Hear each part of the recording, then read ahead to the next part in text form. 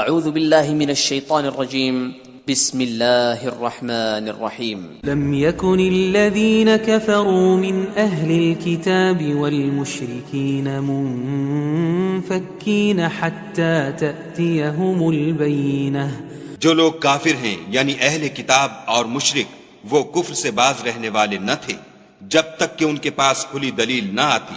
رسول من اللہ يتلو صحفا مطہرہ یعنی خدا کے پیغمبر جو پاک اوراق پڑھتے ہیں فیہا کتب قیمہ جن میں مستحکم آیتیں لکھی ہوئی ہیں.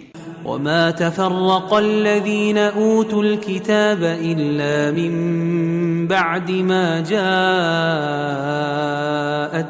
البينة اور اہل کتاب جو متفرق و مختلف ہوئے ہیں تو دلیل واضح کے آنے کے بعد ہوئے ہیں.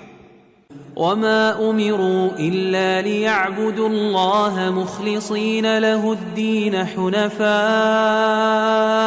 ويقيموا الصلاة ويؤتوا الزكاة وذلك دين القيمة.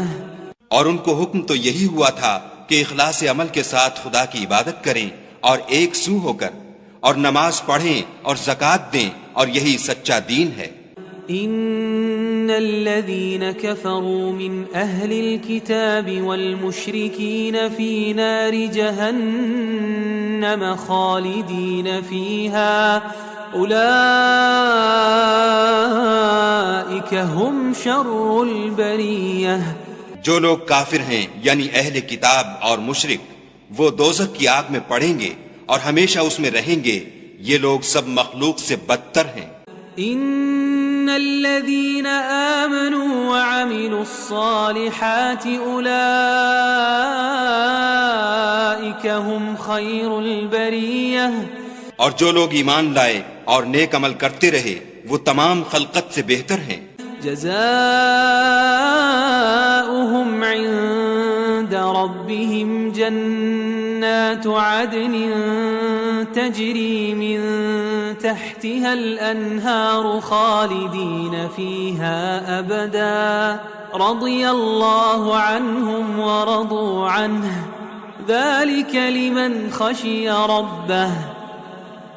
ان کا صلہ ان کے پروردگار کے ہاں ہمیشہ رہنے کے باغ ہیں جن کے نیچے نہریں بہ رہی ہیں.